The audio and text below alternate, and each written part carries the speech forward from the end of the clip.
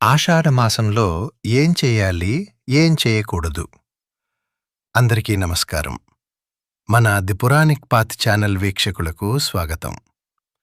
తెలుగు మాసాలలో ఆషాఢమాసం రాగానే చాలామంది దీనిని శూన్యమాసమని, ఎలాంటి శుభకార్యాలు చేయకూడని నెల అని పక్కన పెట్టేస్తుంటారు.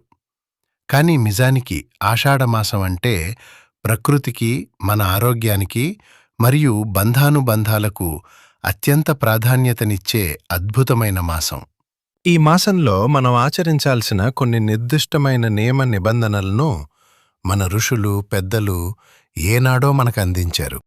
ఆషాఢంలో ఏ పనులు ఖచ్చితంగా చేయాలి, ఏవి పొరపాటును కూడా చేయకూడదు అనే విషయాలను ఈరోజు మనం చాలా స్పష్టంగా, వాటి వెనుక ఉన్న అసలైన కారణాలతో సహా తెలుసుకుందాం. ఇవి కేవలం మూఢనమ్మకాలు కావు, మన జీవన విధానాన్ని ఆరోగ్యవంతంగా మార్చే అద్భుతమైన సూత్రాలు. ముందుగా, ఈ ఆషాఢమాసంలో ఖచ్చితంగా పాటించాల్సిన ముఖ్యమైన నియమం ఆడపడుచులకు సంబంధించినది. కొత్తగా పెళ్లైన వధువు ఈ నెలలో అత్తగారింట్లో కాకుండా తన పుట్టింట్లో గడపాలని పెద్దలు చెబుతారు. అయితే ఇది కేవలం కొత్తగా పెళ్లైన వారికే కాకుండా, వివాహమై ఎన్నేళ్లు గడిచినా సరే ప్రతి మహిళ కనీసం కొన్ని రోజులైనా ఈ ఆషాఢంలో తన పుట్టింటికి వెళ్ళి రావటం ఎంతో శుభప్రదం. దీని వెనుక ఒక గొప్ప ఆరోగ్య రహస్యం కూడా ఉంది.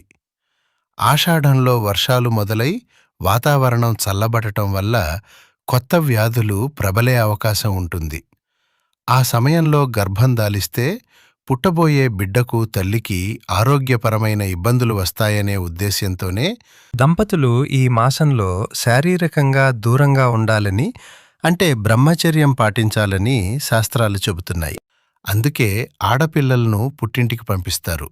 అలాగే అల్లుడు కూడా ఈ మాసంలో అత్తవారింటి గడప తొక్కకూడదని ఒక కఠినమైన నియమాన్ని పెట్టారు. ఆడపిల్లలు పుట్టింటికి వచ్చినప్పుడు ఇంట్లోని తండ్రి లేదా అన్నదమ్ములు వారికి ఎంతో ప్రేమగా కొన్ని కానుకలివ్వడం ఈ మాసంలో ఖచ్చితంగా చేయాల్సిన మరో అద్భుతమైన పని.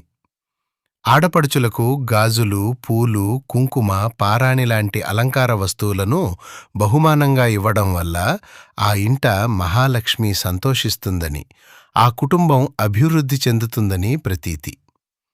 తండ్రి, అన్న మాత్రమే కాదు, తమ్ముడు కూడా తన అక్కకు ప్రేమగా ఈ బహుమానాలు అందించవచ్చు.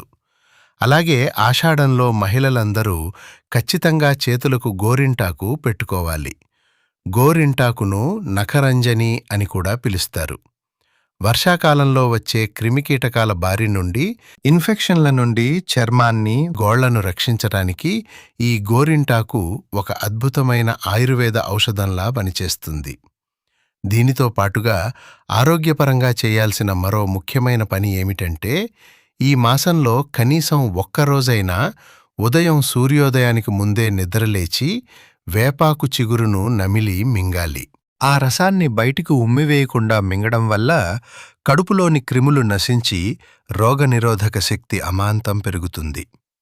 అలాగే ఆషాఢంలో కనీసం ఒక్కసారైనా వేపపుల్లతో పళ్ళు తోముకోవడం మరియు సమీపంలోని అమ్మవారి ఆలయానికి వెళ్ళి ఆ జగన్మాత దర్శనం చేసుకోవడం వల్ల ఎంతో పుణ్యం దక్కుతుంది. ప్రకృతితో మమేకమై దైవారాధన చేయటానికి ఈ మాసం ఎంతో అనుకూలమైనది. ఇక ఆషాఢమాసంలో పొరపాటున కూడా చేయకూడని పనుల గురించి మాట్లాడుకుంటే, మొదటిది మన వాక్కును అదుపులో పెట్టుకోవడం. ఈ నెలలో ఇతరులను హింసించేలా లేదా నొప్పించేలా మాట్లాడటం, అనవసరమైన వాదనలకు దిగడం చేయకూడదు.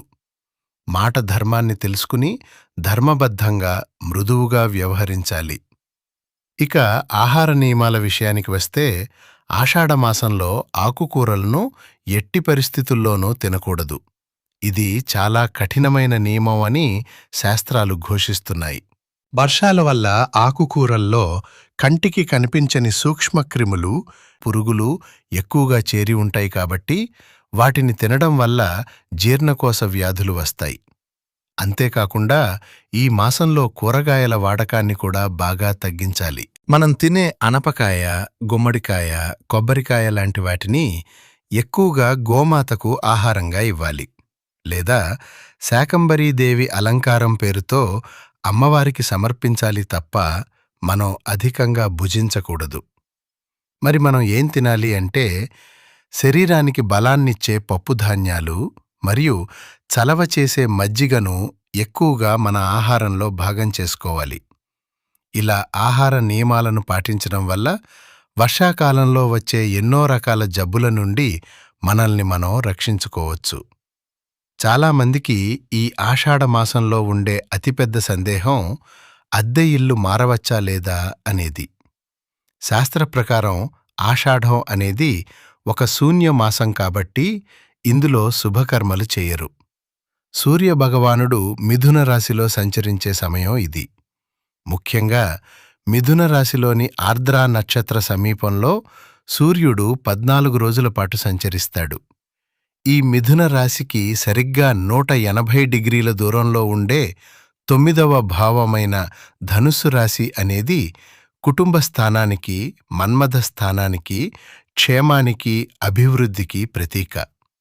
కొత్త ఇంట్లోకి వెళ్లడం లేదా ఇల్లు మారడం అనేది సరికొత్త ఉత్సాహంతో, కుటుంబ వృద్ధితో ముడిపడి ఉన్న శుభకార్యం కాబట్టి ఈ శూన్యమాసంలో ఇల్లు మారడాన్ని వాస్తు మరియు జ్యోతిష్య శాస్త్రాలు అంగీకరించవు. అందుకే సాధారణ పరిస్థితుల్లో ఆషాఢమాసంలో ఎట్టి పరిస్థితుల్లోనూ అద్దె ఇల్లుగాని, సొంత ఇల్లుగాని మారకూడదు.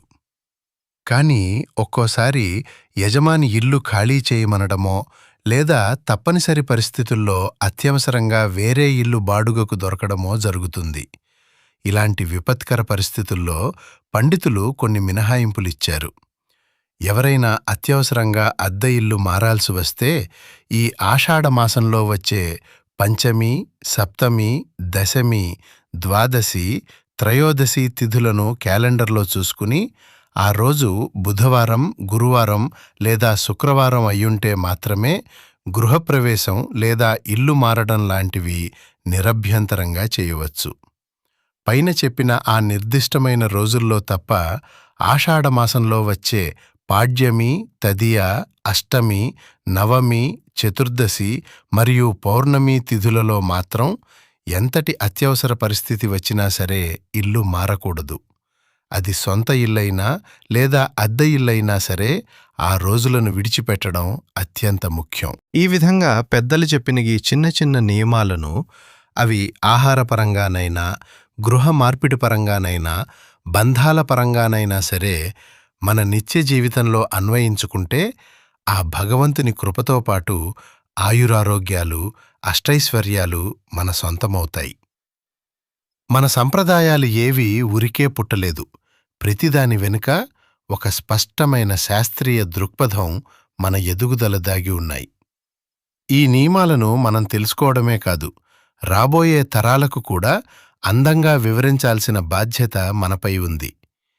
ఈ వీడియోలోని సమాచారం మీకు ఎంతగానో ఉపయోగపడిందని ఆశిస్తున్నాను. దయచేసి ఈ వీడియోకి ఒక లైక్ చేసి ఇలాంటి మరిన్ని ధార్మిక విషయాలు, మన సంస్కృతి సంప్రదాయాల గురించిన అద్భుతమైన సమాచారం కోసం మన ఛానల్ను తప్పకుండా సబ్స్క్రైబ్ చేసుకోండి. అలాగే ఈ వీడియోను మీ బంధుమిత్రులకు షేర్ చేసి వారికి కూడా ఈ విషయాలను తెలియచేయండి. మళ్ళీ మరో మంచి కంటెంట్తో కలుద్దాం.